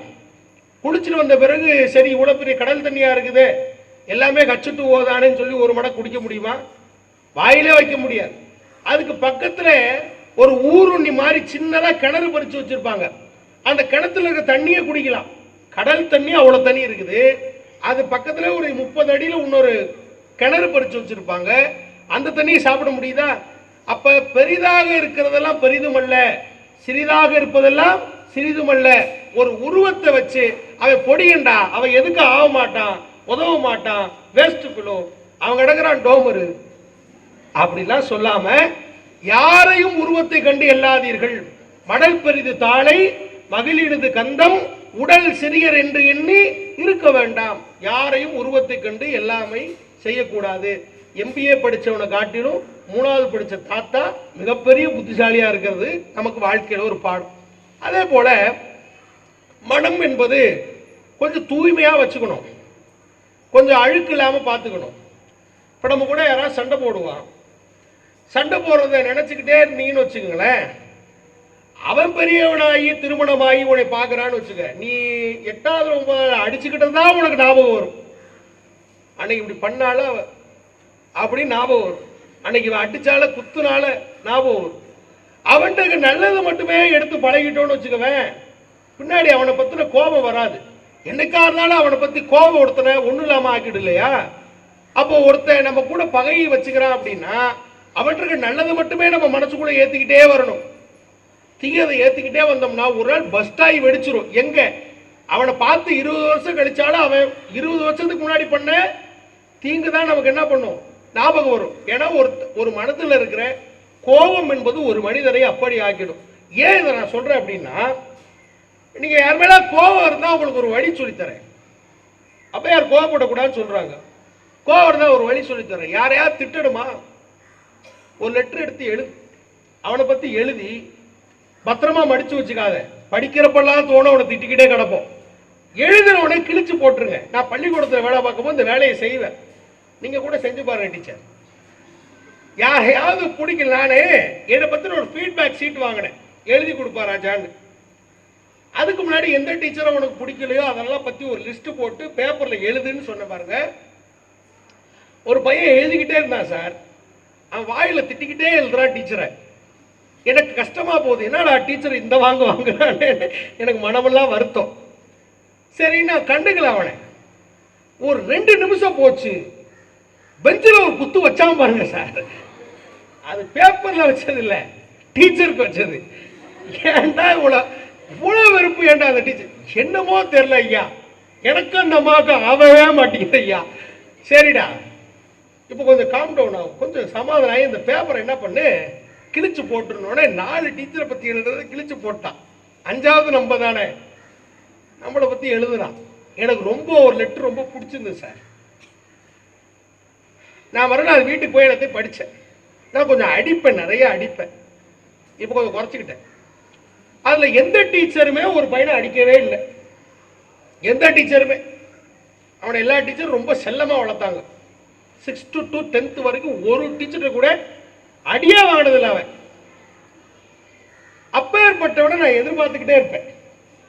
இவன் தப்பே பண்ண மாட்டான, எவனுமே யோகியம் இல்லைல்ல. எல்லார்ட்டையும் ஒரு கெட்ட குணம் இருக்கும், எல்லார்ட்டையும் ஒரு நல்ல குணம் இருக்கும். என்ன அவ்வளோ பெரிய புனிதரா நீனு. ஒரு நாள் உண்மையிலுமே ஹோம்ஒர்க் எழுதாம வந்தான் சார். டீச்சர் கொடுக்குற செல்லத்தினால கொஞ்சம் திமுறா பேசுறான். நமக்கு இந்த திமுறு தானே ஆகாது, நல்லா வச்சு விட்டேன். அவனுக்கு அந்த வேக்காடு 6 மாசம் பொறுத்திருந்தான். இந்த லெட்டர் 6 மாசம் கழிச்சு எழுதுறான். 6 மாசத்துக்கு முன்னாடி ஒரு அடியில் அடிச்சேன், ஒரு அடி, வெறும் ஒரு அடி. மனசுல வச்சுக்கிட்டா சார். லெட்டர் எழுதியிருந்தான், நீங்க என்னை அடிச்ச உடனே அன்னைக்கு நைட்டே நீங்க என் கனவுல வந்தீங்கன்னா ஆகா கனவு முதல்ல எடுத்தா நல்லா இருந்துச்சு, கனவுலாம் வரும் நம்ம அப்படின்னு. கனவுல வந்தீங்க, என்ன பண்றதுன்னு தெரியல, நேரா கொல்லப்புறத்துக்கு போனேன். ஓ உருவத்தை வரைஞ்சையா செவுத்துல அப்படின்னா, என் உருவத்தை வரைஞ்சு சொல்ல முடியாத வார்த்தையெல்லாம் சொல்லி திட்டி அவன் மனசுலாம் ஆத்திக்கிட்டு, நீங்க நம்ப மாட்டீங்க, அது வரைஞ்சிட்டு அது மேலேயே சிறுநீர் கூட கழிச்சுக்கிறான். அவன் எழுதுறான் பேப்பர்ல, என்கிட்ட படிக்கிறான், இப்படிக்கு அவன் பேரை எழுதி கொடுத்துட்டான். எவ்வளவு துணிச்சல் வேணும் உனக்கு. அவன் தைரியமா வேணும்ல சார், என்னை திட்டி இருக்கிறான், அசிங்கமா பண்ணியிருக்கிறான், இதெல்லாம் பண்ணதுக்கு பிறகுதான் என் மனமே அமைதியாச்சு போய் தூங்குனேன்னு எழுதியிருந்தான். ஐயோ ஜோய், உனக்கு எவ்வளவு பெரிய துன்பம் பண்ணிட்டோம் நம்ம வாழ்க்கையில, பெரிய பாவம் பண்ணிட்டோமே நினைச்சு நான் வருத்தப்பட்டேன் பாருங்க. அந்த லெட்டரை எழுதி மொட்டை கடிதாசி போடல, துணிச்சலா இப்படிக்கு பேர் பேர் சொல்லல, பேர் எழுதிட்டான். மறுநாள் 5 ஸ்டார் வாங்கிட்டு போட, நான் போயிட்டு அவன்கிட்ட வாடான்னு கூப்பிட்டேன். இந்த கிளாஸ்ல இருக்கிற லெட்டர்ல எனக்கு பிடிச்ச லெட்டர் இதுதான். ஏன் தெரியுமா, அவன் என்னை திட்டினதுக்காண்டி நான் சந்தோஷம் அடையில, நான் தான் எழுதுனேன்னு தைரியமா ஒத்துக்கிட்டான் பாரு, அதுக்காக உனக்கு சாக்லேட்டு கொடுத்த பாருங்க. அவன் தோறோன்னு அழுதான், அவ்வளோதான், சரியா போச்சு. அப்புறம் அவன் முடிச்சதுக்கு பிறகு அவனை காலேஜில் சேர்றதுக்கு நம்ம தான் ஐடியா சொல்லுவோம், இங்கே போய் அங்கே போய் படி. அப்போ நம்ம ஒரு கடிதத்தை எழுதுகிற போது மனம் விட்டு அவர்கிட்ட பேசிவிட்டால் அந்த கோபத்தை அணையோடே விட்டுறணும். இதை சப்போஸ் அவன் எழுதாம இருந்தான்னு வச்சுக்கோங்களேன், காலம் ஃபுல்லாக என்னை பார்க்குறப்ப என்னை அடிச்சவன் தான் தோணுமே தவிர, அந்த கோபத்தை வச்சுக்காம அது எப்படி போக்கிக்கிறதுன்னு ஒரு இருக்கு இல்லையா, அந்த கோபத்தை எப்படி எல்லாம் தளர்த்தி கொள்றது, அந்த கோபத்தை எப்படி நம்மளால போக்க முடியுமா அப்படின்னா, ஒரு சின்ன ஒரு கதை சொல்றேன் பாருங்களேன். ஒரு பெரிய துறவி இருந்தார், அவருக்கு மொத்தம் ஒரு 3 சீடர்கள் இருந்தாங்க. நல்ல கதையை கவனிங்க, உங்களுக்கு பரிசு கொடுக்க சொல்லிக்கிறாங்க, நல்ல பேனா ஒன்று, கதையை கேளு, முடிச்சதுக்கப்புறம் பதில் சொன்ன ஒரு பேனா. ஒருத்தருக்கு தான் அந்த வாய்ப்பு, யாருக்குன்னு தெரியல. இங்க பாருங்க, அந்த துறவி இருந்தார், துறவிட்ட 3 சீடர் இருந்தாங்க. ஒரு பானையை கொண்டு வந்து முன்னாடி டேபிள்ல எப்படி வச்சான். பானையை வச்சுட்டு இந்த பானைக்குள்ள என்ன இருக்குன்னு கேட்டாங்க. முதல்ல போய் ஒருத்தர் பார்க்குறான், பானை இப்படி பார்த்துட்டு, சாமி இதுக்குள்ள ஒண்ணுமே இல்லை, வெறும் பானையை கொண்டு வந்து வச்சிருக்கீங்களே, ஒண்ணுமே இல்லைன்ட்டு போயிட்டான். சரி நீ போ, அடுத்தவன் சொல்லு. அவன் பார்க்குறான், சாமியார் விஷயம் இல்லாமல் சொல்ல மாட்டாரா, உள்ள என்னமோ வச்சுக்கிட்டு தான் இருக்கேங்கிறது முதல்ல இருக்க முட்டா பைய, நம்ம சரியா கண்டுபிடிச்சிடலாம்னு சொல்லி மண்டையை விட்டு பார்க்குறான், உள்ள ஒண்ணுமே இல்லை. அவன் சொல்றான், சாமி நீங்க என்னமோ இருக்குன்னு நானும் தேடி தேடி பார்த்தேன், வெறும் பானையை கொண்டு வந்து வச்சிருக்கியா, அதுல ஒண்ணும் இல்லை. 3வது இருக்க வந்தான், நீ என்ன இருக்குன்னு பாரு. அவன் பார்த்தான், உள்ளதான் இருக்கா, இருக்கு. இந்த 2 பேத்துக்கும் சிரிப்பு வருது, லூசு பையன், ஒண்ணுமே இல்லை இருக்குதுங்கிறான் பாரு பைத்தியக்காரன், அப்படி திட்டுறாங்க. குருநாதர் ஆகா வாழ்த்துக்கள், உனக்கு வாழ்த்துக்கள் அப்படிங்கிறார். என்னடா குருநாதர் லூஸ் ஆயிட்டாரா அப்படி இவன் 2 பேர் நினைக்கிறான். ஒண்ணுமே இல்லை, நம்ம கண்ணுக்கு தெரியல, இவங்க 2 பேர் கண்ணுக்கு எப்படா தெரியுதுன்னு நினைக்கிறான். சரி திறந்து பாரு, ஒண்ணுமே இல்லை, ஆனா இருக்குன்னு சொல்லி சொல்றாங்க. என்ன இருக்குன்னு கேட்கறாங்க பாரு, அவன் பதில் சொல்றான், உள்ள காத்து இருக்கு சாமி அப்படிங்கிறான். வெறும் பானையில் என்ன இருக்கும், காத்து இருக்கும், எல்லா இடத்துலயும் என்ன நிரம்பி இருக்கும், காத்து, காத்து இருக்கு சாமி அப்படிங்க. காத்து இருக்குதா, இப்ப அடுத்த டார்கெட் வைக்கிறார், இந்த உள்ள இருக்க காத்த வெளியே எடுத்து போடு அப்படிங்கிறார். தண்ணி இருந்தா புடிச்சு ஊத்தி புடலாம், ஒரு மணல் இருந்தா அள்ளி கொட்டிடலாம், கல் இருந்தா பொறுக்கி போட்டுடலாம். காத்த அள்ளி எப்படி போட முடியும்? முதல்ல இருக்க வந்தான், முன்னாடி கூட எனக்கு கொஞ்சம் ஃபர்ஸ்ட் வந்தான் பாரு, அவன் சொல்றான், குருநாதா முன்னாடி கூட கொஞ்சம் அறிவு இல்லாம நான் சிந்திச்சிட்டேன், நீங்க கொஞ்சம் ஒரு மாதிரி ஆயிட்டீங்க, காத்த எங்கேயாவது அள்ள முடியுமா அப்படிங்கிறான். உன்னால முடியுமா முடியாதா? என்னால முடியாது. ஓ 2வது இருக்க வந்தான், அவனும் போய் தோண்டி தோண்டி பார்க்கறான், சார் காத்த எங்கேயாவது அள்ள முடியுமா? என்னாலே முடியாது, நீங்க கொஞ்சம் மன்னிச்சுக்கோங்க, என்னாலையும் காத்த அள்ள முடியாது அப்படின்னு சொல்லி போயிடுறான். 3வது நம்பால் வரான், மறுபடியும் காத்த என்னால அள்ள முடியும்னு சொல்லி சொல்றான், எடுக்க முடியும், வெளியில எடுத்துருவேன் அப்படின்னு. எப்படிடா முடியும், முடியுமா அப்படி 2 பேரும் சீண்டி பார்க்கறேன், முடியுமாவால? ஏதோ முடியும்டா போடா அப்படி. குருநாதர் சரி எடுத்துக்காமின்னு சொன்னோன்னே நேரா அந்த பானையை கொண்டு போய் ஒரு பைப்பை திருவி அந்த பானைக்குள்ள என்ன போட்டுறான், தண்ணியை விட்டுறான். உள்ள தண்ணி போனோடனே உள்ள இருக்கிற காத்து எங்க வந்துருச்சு? வெளியில வந்துருச்சு. குருநாதர் சொன்னாரு, இன்னமே உனக்கு பாடம் தேவையில்ல, நீ ஒரு குருநாதரா மாறிட்ட, நீ என்கிட்ட படிக்க வேணாம், கிளம்பி போன்னு சொன்னார். இப்ப நம்ம இதுல இருந்து கத்துக்க வேண்டிய செய்தி என்ன அப்படின்னா, கெட்டதா நிரம்பி இருக்கு நம்முடைய மனதுல. அப்ப நிரம்பி இருக்க போது ஒருவனை பத்தின நல்லதை போடும்போது கெட்டது ஆட்டோமேட்டிக்கா என்ன ஆயிடும்? வெளியில போயிடும். அவன்கிட்ட நல்லது இருக்கும். அவன் நமக்கு என்னைக்காவது ஒரு நாள் பென்சில் கொடுத்துருப்பான், என்னைக்காவது ஒரு நாள் ரப்பர் கொடுத்துருப்பான், என்னைக்காவது ஒரு நாள் பேனா கொடுத்துருப்பான், ஸ்கேல் கொடுத்துருப்பான், பரிச்சையில் என்னைக்காவது 1 மார்க் சொல்லி தந்திருப்பான். அந்த புண்ணியத்தெல்லாம் நினைச்சு பார்த்து நமக்கு என்னைக்கோ ஒரு காலத்துல உதவி இருக்கால, அவன் செஞ்ச நல்லதை நினைக்கும் போது அவனை பத்தின இருக்கிற கெட்ட விஷயங்கள் ஆட்டோமேட்டிக்கா என்ன ஆயிடும்? நம்மளை விட்டு எங்க போயிடும்? வெளியில போயிடும். அப்ப ஒருவனை பார்த்துட்டு இருக்கும் போது நல்லது மட்டுமே நினைக்கணும், நல்லது மட்டுமே சிந்திக்கணும். அவன்கிட்ட நல்ல குணங்களை மட்டுமே நம்ம எடுத்துக்கிட்டே வந்தோம்னா வாழ்க்கையில் நமக்கு பிரச்சனையே இல்லை. அப்புறம் அவையா சொல்றது இன்னொன்று எனக்கு ரொம்ப பிடிச்சமான ஒன்று என்ன அப்படின்னா, செய்வன திருந்த செய். அந்த வாசகம் ஆத்திச்சூடில் பார்த்துருக்கியா? செய்வன திருந்த செய். எது செஞ்சாலும் டிசிப்ளினா கரெக்டா சரியா செய், இல்லைன்னா செய்யாத. உலகத்தில் எந்த தொழிலும் இழிவான தொழில் அல்ல. சாக்கடை என்ற தொழிலும் புனிதமானது தான், வாத்தியார் தொழிலும் புனிதமானது தான், ஒரு ஆபீஸ்ல வேலை பார்க்கறதும் புனிதமானது தான். எங்க வேலை பார்க்கிறோங்கிறது முக்கியம் இல்லை, அந்த இடத்துல நாம முதல் மனிதராக இருக்கிறோமாங்கிறது தான் முக்கியம். சாக்கடை அள்ளுறது பிரச்சனை இல்லை, ஆனா என்ன போல யாருமே சாக்கடை அள்ள முடியாது சார். பர்ஃபெக்டா நான் தான் கிளீனா அள்ளுவேன். அந்த ஃபர்ஸ்ட் தான் முக்கியமே தவிர சாக்கடை தொழில் இழிவானது அல்ல. எந்த தொழிலும் இழிவானது இல்லை. அவங்கவுங்களுக்கு அவங்கவுங்க வேலை பார்த்தாதான் தொழிலுடைய கஷ்டம் தெரியும். இதுக்கு கடவுள் நமக்கு ஒரு சாட்சியா இருக்கிறார். கிருஷ்ண பரமாத்மா இந்த பூமிக்கு வந்தாரா? மகாபாரத போர் நடந்ததா? அந்த கதையெல்லாம் உனக்கு தெரியும், விஜய் டிவியில் பார்த்துருப்பேன். அந்த போர்ல மகாபாரதத்தில் கிருஷ்ணன் வந்தார். யுத்தம் நடக்குது. என்னவா வந்தாரு? தேரோட்டியா வந்தாரா? யாருக்கு தேரோட்டியா வந்தாரு? அர்ஜுனனுக்கு தேரோட்டியா வந்தார். தேரோட்டினோடனே முதல் நாள் யுத்தம் முடிஞ்சது. அப்படியே சூரியன் மறைஞ்சுக்கிட்டே வருது. எல்லாரும் போயிட்டாங்க. அர்ஜுனன் இறங்கி அவனுடைய இருக்கைக்கு போயிட்டான். கிருஷ்ணரை காணாம். கிருஷ்ணரை காணாமன்னு ஏடி இடமா தேடி அலைகிறான். போய் தேடி அலைஞ்சதுக்கு பிறகு எங்கடா கடவுளை காணாம அப்படின்னு சொல்லி தேடி ஒரு இடத்த பார்க்குறான். குதிரை கட்டி போட்ட லாடம் இருக்குல்ல, அந்த லாடத்துக்கிட்ட கிருஷ்ணர் மாதிரி ஒரு ஊர் நிற்கிது. பக்கத்தில் போனால் கடைசியில் கிருஷ்ணாவே அங்கே நிற்கிதார். என்ன பண்ணிட்டு இருந்தா தெரியுமா? குதிரையோட உடம்பெல்லாம் தேய்ச்சி அதனுடைய அழுக்கெல்லாம் போக்கி குதிரைக்கு தண்ணி வச்சுக்கிட்டு இருந்தார். கிருஷ்ணர் யாரு? கடவுள். கடவுள் அவரு தான் இந்த போருக்கு காரணமானவரே. அவர் என்ன போரே நடக்காது. ஆனா கிருஷ்ணர் போய் என்ன பண்ண? குதிரைக்கு தேய்ச்சி கொடுத்துட்டு குதிரைக்கு தண்ணி வச்சுட்டு இருந்தாரு. அர்ஜுனன் நேரா போறான். என்ன கடவுளே, நீங்க போய் இந்த வேலையை செய்யலாமா? நீங்க செய் அப்படின்னா நமக்கு ஏகப்பட்ட பேர் வேலை செய்யறதுக்கு ஆள் ரெடியா இருக்கிறான். நீங்க ஏன் இந்த வேலையை பாக்குறீங்க? உங்களுக்கு வாங்க, நீங்க நான் யாராவது விட்டு பார்க்க சொல்றேன் அப்படின்னு கிருஷ்ணன் சொன்னாரா? நீ முதல்ல நிறுத்து. இப்ப நான் யார் தெரியுமா? நான் கடவுள் இல்லை, நான் ஒரு நாட்டினுடைய அரசர் இல்லை, உன்னுடைய நண்பன் அல்ல.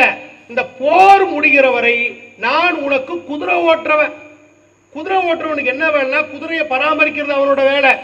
நான் அந்த குதிரையை பாசமா பராமரிச்சாதான் குதிரைக்கு எனக்கும் இணக்க வரும். நாய்க்குட்டி நீ வளர்க்குற இல்லையா, நாய்க்கு நீ சோறு வச்சு தண்ணி காட்டினாதான் நீ வந்தோன்னு லொல்லோன்னு பின்னாடியே வரும். மாட்டுக்கு நீ தண்ணி காட்டினாதான் மாட்டுக்கு ஒரு உணர்வு இருக்கு. எங்க வீட்டில் எங்க அப்பா புல்லு பிடிங்கிட்டு வருவாங்க. இங்கேருந்து ஒரு 5 கிலோமீட்டர் போய் புல்லெல்லாம் எடுத்து வந்து மாட்டுக்கு போடுவாங்க. நீங்க நம்ப மாட்டீங்க, ஒரு 400 மீட்டர் டிஸ்டன்ஸ் தொலைவு இருக்கும் போதே மாடெல்லாம் அட்டென்ஷன்ல எஞ்சி நிற்கும். எங்க பட்டியல ஒரு 13 மாடு இருந்தது. 13 மாடு எஞ்சி நிற்கும். எப்போ? என் பாட்டி தெருவோட முனைக்கு வரும்போதே மாடெல்லாம் எஞ்சி நின்றோம். என்ன கேமரா வச்சு பார்த்ததா இல்லை சிசிடிவி ஓடுதா? எது ஓடுது? எதுவுமே இல்லை. அந்த அவங்க உடம்புல இருந்து வர நறுமணத்தை வச்சே நமக்கு போடுற புல்லு போடுற பாட்டி வந்துட்டு இருக்குன்னு கண்டுபிடிச்சிரும். அது போல நம்ம எப்ப அந்த விலங்கினங்கள் கூட நெருக்கமா பழகுறோமோ அப்பதான் அது நம்ம கூட இணக்கமா இருக்கும். நம்ம சொல்றது கேட்கும். வேகமா ஓடுனா ஓடு, இல்லாட்டி நின்று போயிடு, இல்லாட்டி போர் நின்று போயிடுவேன். அப்ப எனக்கும் அதுக்கும் ஒரு நேயம் வேணும். அதனால நானு குதிரையை நானே பார்த்துக்கிறேன், அப்பதான் சொல்ற பச்செல்லாம் கேட்கும்னு சொல்லி வந்தது. கடவுளாக இருந்தாலும் ஒரு நாட்டினுடைய மன்னனாகவே இருந்தாலும் தான் எடுத்துக்கொண்ட தொழிலை செய்வன திருந்த செய் என்று கண்ண பரமாத்மா நமக்கு செய்து காட்டி எந்த ஒரு காரியம் எடுத்துக்கொண்டாலும் அந்த செயலை தெளிவாக செய்யணும் அப்படிங்கிறத ரொம்ப தெளிவாக இருக்கிறார். அப்போ நம்மளும் அந்த தெளிவுக்கு வரணும் அப்படிங்கிறது தான் நம்மளுடைய எண்ணம். அதுக்கப்புறமே இன்னொரு செய்தி என்ன சொல்ல அப்படின்னா, கிடைச்சது கொண்டு மகிழ்ச்சியாக இருக்கணும், அதுவும் ஔவையார் சொல்கிறது தான். தந்தை சொல் மிக்க மந்திரம் இல்லை, அதுவும் ஔவையார் சொல்கிறது தான். நமக்கு எல்லாத்துக்கும் கொஞ்சம் டிஃபிகல்ட்டியாக இருக்கும் இல்லையா இந்த இடம். பொண்ணுங்களுக்கு டிஃபிகல்ட்டியாக இருக்காது, இந்த தந்தை சொல் மிக்க மந்திரம் இல்லை. அப்பா சொல்கிறத பிள்ளைங்க மட்டும்தான் கேட்கும், பையன் கேட்க மாட்டான். இது எங்கே நீங்கள் பார்க்கலாம் தெரியுமா? யார் வீட்டில் பொண்ணு இருந்து பையனும் இருக்கானோ அவன் வீட்டில் இதை பார்க்கலாம். எங்கள் வீட்டில் நடக்கும். எங்கள் பாப்பா, நான், எங்கள் அப்பா ஒரு 9ஆவது படிக்கும் போதே தவறிட்டார். எங்கள் அப்பா இறந்துட்டார். ஆனால் எங்கள் அப்பா இறந்து போகிற தருவாய் வரைக்கும் யாரோட ராஜ்யம் ஓங்கிருச்சுன்னா எங்கள் பாப்பாவோட ராஜ்யம் தான் ஓங்கிருக்கும். எல்லா தப்பையும் அதான் சார் பண்ணும், எல்லாமே பண்ணும். பண்ணிட்டு போய் எங்கேருந்தா அழுவுன்னு தெரியாது. போதுன்னு அப்பாட்ட போய் என்னை அடிச்சுட்டான்னு சொல்லிட்டா அவரும் என்னை போட்டு அடிச்சு விடுவேன். நமக்கும் காலம் வரும், எங்களுக்கும் காலம் வருங்கிற மாதிரி நான் பொறுத்திருப்பேன். எங்கள் அம்மா எனக்கு ஆதரவாக இருக்கும்.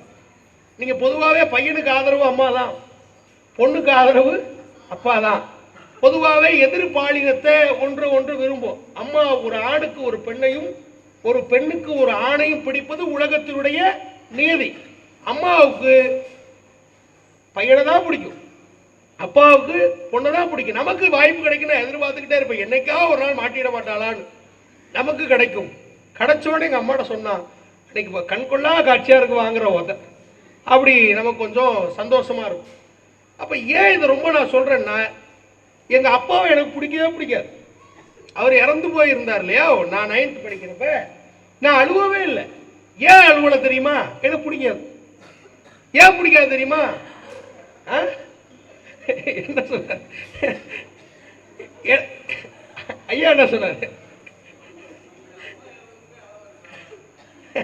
நான் அழுவலை. ஏன் அழுவலைன்னா எனக்கு பிடிக்காது. ஏன் பிடிக்கலன்னா, திட்டிக்கிட்டே இருப்பார், அடிச்சுக்கிட்டே இருப்பார். வாழ்க்கையில 3 தடவை தான் அடிச்சிருக்காரு. ஆனா 3 தடவையும் கின்னஸ் ரெக்கார்டு மாதிரி மறக்க முடியாது. ஒரு தடவை 3rd ஸ்டாண்டர்ட் படிக்கிறவங்க வாங்கின உத. எங்க அப்பா போர் வேலை செய்வார், இரும்பு பிடிச்ச கையை, முறை மாதிரி இருக்கும் கை, என் சைஸுக்கு இருப்பார், முறை மாதிரி இருக்கும். ஒரு அரை நாளும் சரியான அரை. 3வது படிக்கிறப்ப ஒரு பிஞ்சு குழந்தை சார் நான். ஏன் அடிச்சார் தெரியுமா? எவனே அடிச்சேன்னு அடிச்சாரா? 2nd ரேங்க் வாங்கினேன்னு அடிச்சார். நான் 5th வரைக்குமே ஃபர்ஸ்ட் ரேங்க் தான் வாங்கினேன். ஒரு தடவை 2nd ரேங்க் வாங்கினேன் 3rd ஸ்டாண்டர்ட்ல. சரியான அடி. சரியான ஒரு அடி. அன்னைக்கு எனக்கு பெரிய அடி இல்லையா, என் உடம்பு சின்னது சார், அவர் ஏன் பெருசுக்கு இருந்தாரு. அடிச்சா என்ன ஆகுனாரு, ஒரு அடி. அன்னைக்கு வந்தது கோபம். 6வது படிக்கிற ஒரு தடவை அடிச்சார். ஏன் அடிச்சார் தெரியுமா? அது நியாயமான அடி.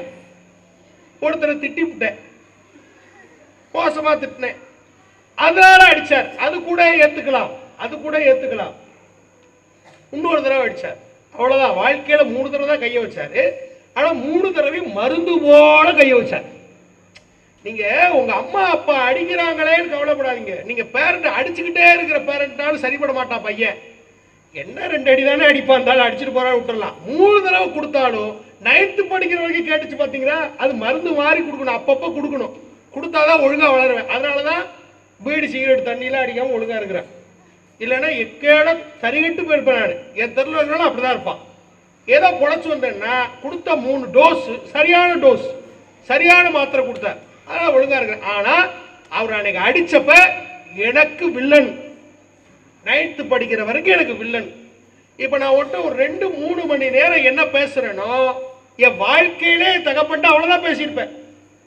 உள்ள வருவார், உட்காருவார், நானும் உட்காருவேன். நான் பேச மாட்டேன். ஏதாவது சொன்னா சரிப்பாம்பு, அவர் ஏதாவது சொன்னா சரிப்பாம்பாரு. வேலை முடிஞ்சு, அவ்வளவுதான். அப்புறம் அவ்வளவுதான். இதே தான் நடக்கும் எங்களுக்குள்ள. பேசிக்க மாட்டோம். ஏன் சொல்ல வரேன்னு வச்சுங்களேன், ரொம்ப ரொம்ப ஸ்ட்ரிக்டா இருப்பாங்க, ரொம்ப ஸ்ட்ரிக்டா இருப்பாங்க. இப்போ நடந்து போறோம், எதுக்கு அந்த ரூம்ல இப்போ லைட்டை போட்டுக்கிறேன், ஃபேனை போட்டுக்கிறேன், ஆஃப் பண்ண வேண்டியதாக இருக்கும். தண்ணி திறந்து விடுறோம், ஏன் மூடாம வந்த, மூடு, கதவை அடைச்சிட்டு போ.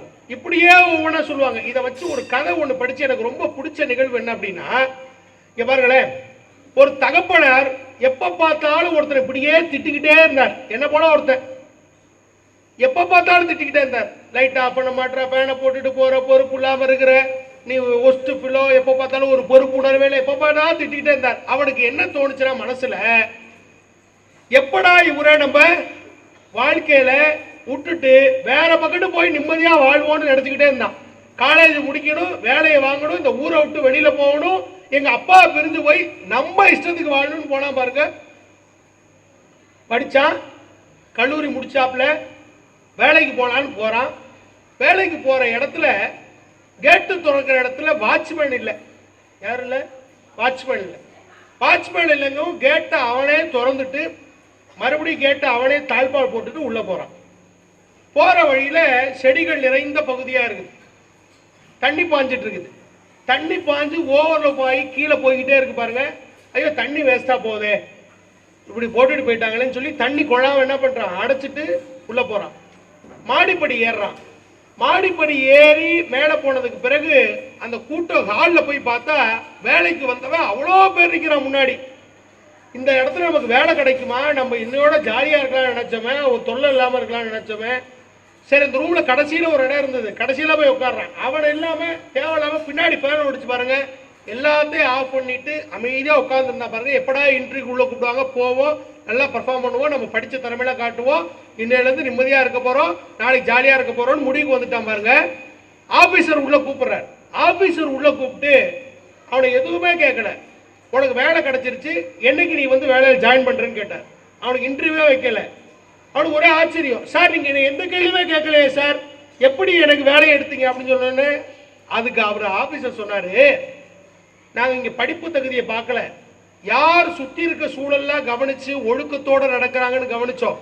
நீ உள்ளே வரப்ப கேட்ட சாத்தின, தண்ணியை அடைச்ச, தேவையில்லாமல் ஃபேன் விசிறி ஓடிச்சு, அதெல்லாம் ஆஃப் பண்ணிட்டு உள்ளே உட்கார்ந்த, உன் சுற்றி இருக்கிற சூழல் நேர்மையாக இருக்குதா சரியாக இருக்குதான்னு பார்த்த, அந்த ஒழுக்கத்துக்காக தான் உனக்கு வேலை, மற்ற யாருக்கும் வேலை கிடையாது போ அப்படின்னு தான் அவங்க அப்பா நினச்சா.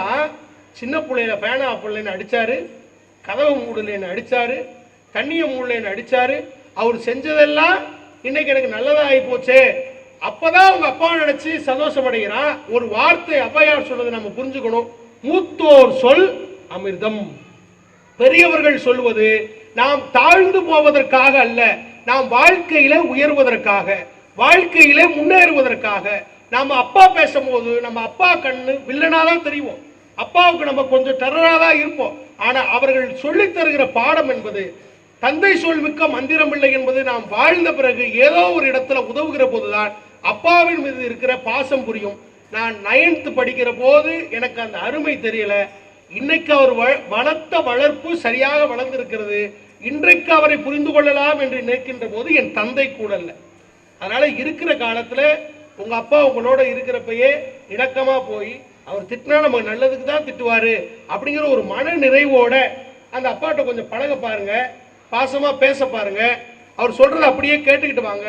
ஒரு நாள் இல்லைனாலும் ஒரு நாள் அது நம்ம வாழ்க்கையில என்னைக்காவது உயர்த்தும் அப்படிங்கிறத நம்ம மறந்துடக்கூடாது.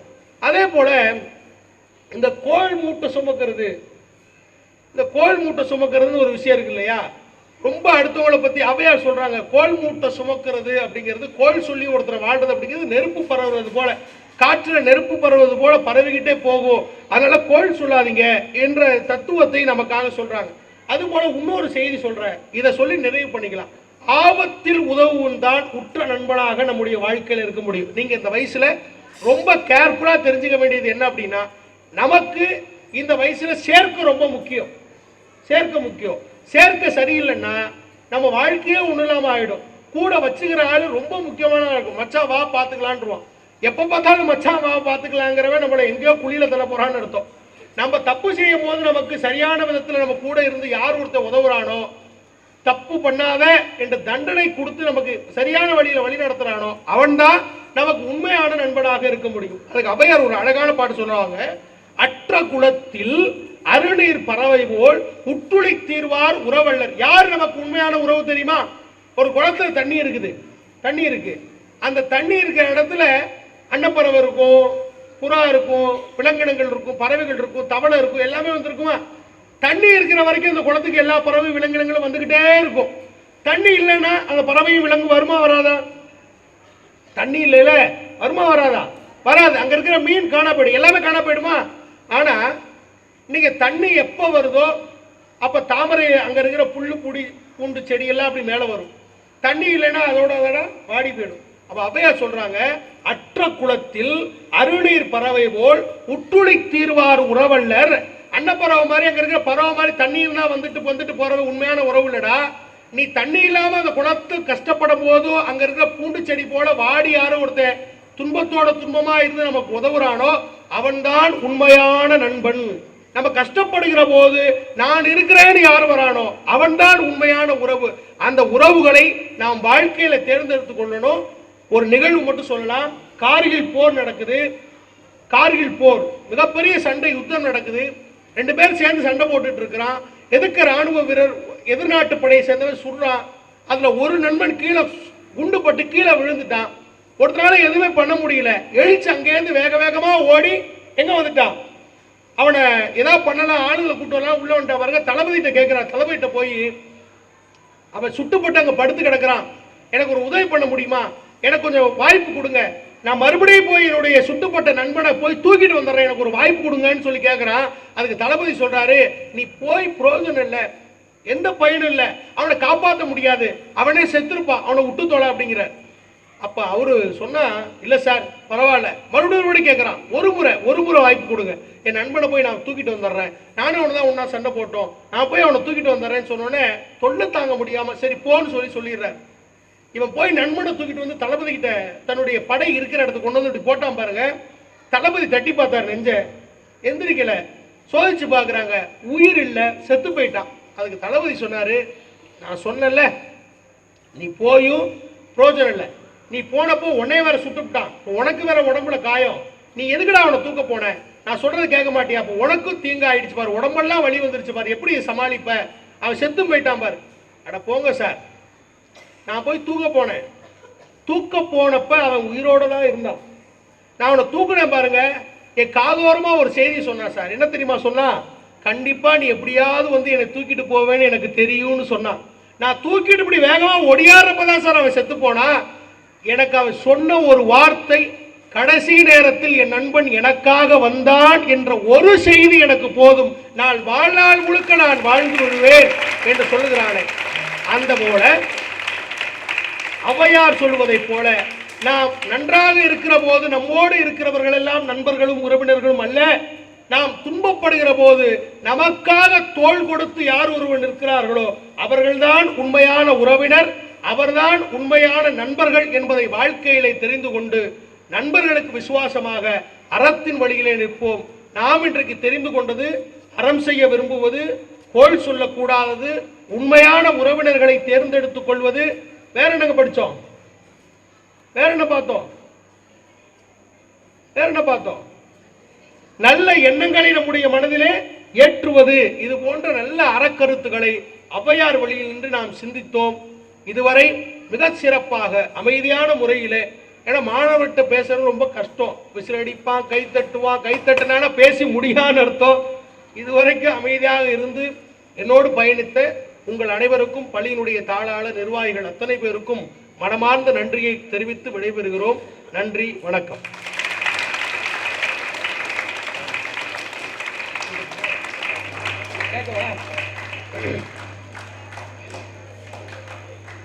கேக்குறீங்களா?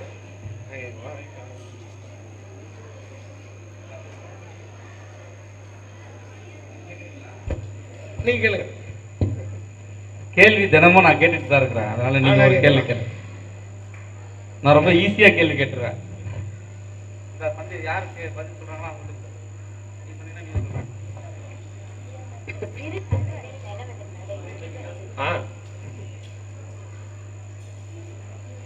ஒரு ஒழுமார் கொஸ்டின் கேட்கட்டா? நீரளவே ஆகுமாம் நீராம்பல் டேஷ், நீரளவே ஆகுமாம் நீராம்பல் டேஷ், நுண்ணறிவு. நான் பாட்டு சொன்னேன், நீரளவே ஆகுமாம் நீராம்பல் தான் டேஷ் வச்சுக்கோ, டேஷ் நுண்ணறிவு. அந்த டேஷ்ல என்ன வார்த்தை வரும்? இந்த ஸ்டார்ட் மியூசிக்ல வர மாதிரி தான் பாட்டு பாடிட்டு நடுவில் வரியை விட்டுருவாங்க பாருங்க. அது மாதிரி நீரளவே ஆகுமாம் நீராம்பல் தான் டேஷ் அந்த வரி வரி கஷ்டமா இருக்கா? சரி, இப்படி வச்சுங்க. யாரு ஒருத்தட சிறந்த மரம்னு அவையார் சொல்றாங்க? Very good.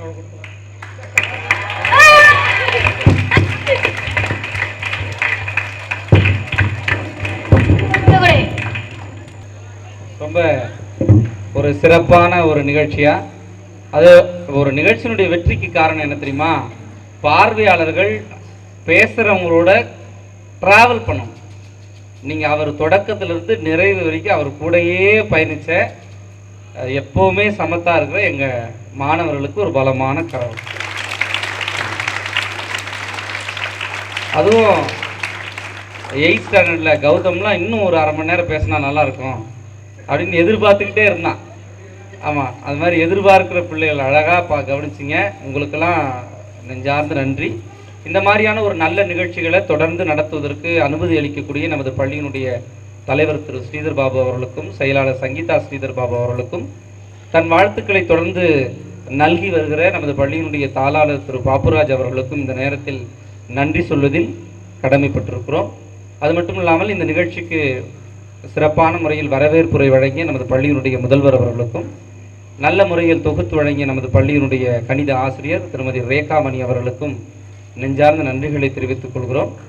திருச்சி லால்குடியிலேருந்து நைட்டு 11 மணி வரைக்கும் டியூஷன் எடுத்துகிட்டு பாரு 11 மணி வரைக்கும் பசங்க ஒரு வாத்தியார்கிட்ட டவுட் கேட்டு படிக்கிற பிள்ளைங்க இருக்கிறாங்க திருச்சியில், இல்லையா? நாம் எத்தனை மணிக்கு நைட்டு தூங்குறோம்? 8 மணிக்கு படுத்துறோம். காலைல எத்தனை மணிக்கு எழுந்துக்கிறோம்? 8 மணிக்கு எழுந்துக்கிறோம், இல்லையா லட்சியா? 8:15 8:15 எழுந்து 8:45 ஸ்கூல் வந்துடுறோம், சரியா? அது மாதிரி இல்லாமல் இதெல்லாம் ஒரு எக்ஸாம்பிளாக நம்ம வாழ்க்கையில் நினச்சிக்கணும், சரியா? நல்ல முறையில் மாணவர்களை உருவாக்கி வர இப்போ கல்லூரியில் முனைவர் பட்டம் படித்து அதை முனைப்போடு முடித்து நல்ல நிலையில் அவருடைய வாழ்க்கையும் நல்ல முறையில் நடக்கணும், கூடிய விரைவில் மங்களமாக அவர் வாழ்க்கை தொடங்கணும் அப்படின்னு சொல்லி உங்கள் பலமான கரவொலியோடு அவருக்கு வாழ்த்துக்களை தெரிவிக்கிறோம். நிறைவாக ஒரே ஒரு செய்தியை மட்டும், எது தர்மம் அப்படின்னு சொல்லும் போது ஒரே ஒரு செய்தி மட்டும் நான் சொல்கிறேன். நான் ஒரு பள்ளியில் படித்தேன். அந்த பள்ளி வந்து எங்கள் பள்ளியில் ஸ்விம்மிங் ஃபுல்லாக இருக்கும், பெரிய பள்ளி. நான் எங்கள் ஸ்கூலை பற்றி அடிக்கடி உங்ககிட்ட சொல்லுவேன். நான் 9வது படிக்கும் போது எனக்கு இங்கிலீஷ் எடுத்த ஒரு டீச்சருக்கு எனக்கு ரொம்ப பிடிக்கும் இங்கிலீஷ் மிஸ்ஸை. எல்லாருக்கும் இங்கிலீஷ் மிஸ்ஸை தானே பிடிக்கும். அதுவும் நாங்கள் படித்த ஸ்கூல் என்னென்னா பாய்ஸ் மட்டும் படிக்கிற ஸ்கூல், கேர்ள்ஸே கிடையாது, சரியா? அதனால் எங்களுக்கு வந்து எங்கள் மிஸ்ஸுங்கள்லாம் உயிராக இருக்கும். ஆமாம், எங்கள் இங்கிலீஷ் மிஸ் வந்து ஒரு குவார்டர்லி எக்ஸாமுக்கு அப்புறம் வரவே இல்லை, ஸ்கூலுக்கு வரவே இல்லை. நான் போய் என்னடா அது 1 மாதத்துக்கு மேலே எங்கள் மிஸ் வரவே இல்லையேன்னு சொல்லிட்டு யார்கிட்டே கேட்குறேன். நம்ம அதிக பிரசங்கித்தனமாக ஒரு லெவலுக்கு மேலே கேட்கக்கூடாதுன்னு சொல்லிட்டு எங்கள் ஹெச்எம், நான் பேச்சு படிக்கலாம் போகிறதுனால கொஞ்சம் ஸ்கூலில் எல்லாருக்கும் தெரிஞ்ச முகமாக இருப்பேன். ஐடி கார்டு புதுசாக கொடுத்ததுப்பா கிடைக்காது, எல்லாருக்கும் தெரிஞ்ச முகமாக இருப்பேன். நான் என்ன பண்ணேன், எங்கள் ஹெச்எம் சார்கிட்ட போய் 4:30 மணிக்கு மேலே வெயிட் பண்ணி 10th கோச்சிங் கிளாஸில் இருந்தார் எங்கள் ஹெச்எம் சார். நைஸாக போய் கேட்டேன், என்ன சார் மிஸ் வரவே இல்லையா அப்படின்னு. ஏன் தெரிஞ்சு என்ன பண்ண போகிறாரு?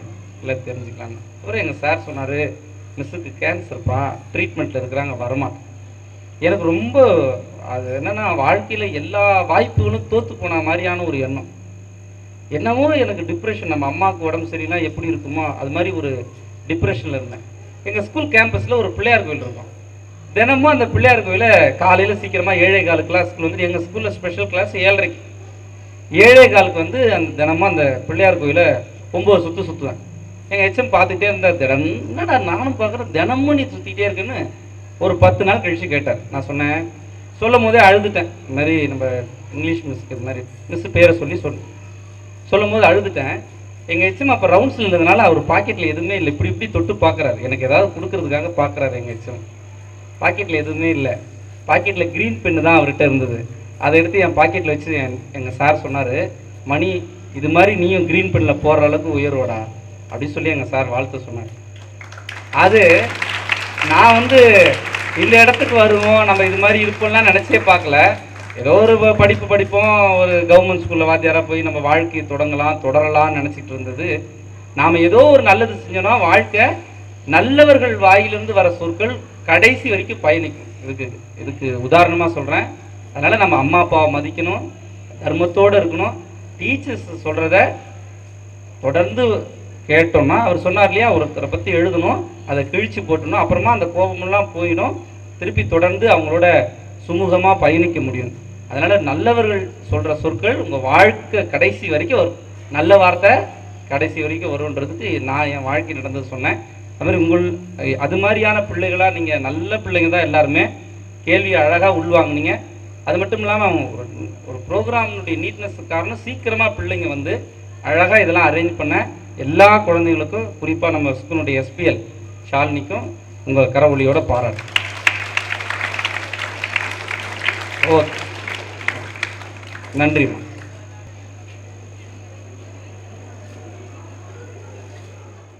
Loved by one and all in India and abroad. Even before the phrase corporate social responsibility gained significance, it was textured into the group's value systems. And today, this phrase has been redefined by Mr. Murali as citizen social responsibility. Chennai 365, an effort by SKS in association with social, sports and cultural bodies to do good to a vibrant Chennai. To Sri Krishna Sweets, it's no mere rule. It's not just an act. It's every citizen's social responsibility. After all, we make a living by what we get, but we make a life by what we give. And in the process, create a world where life's best bonds are built with love and care.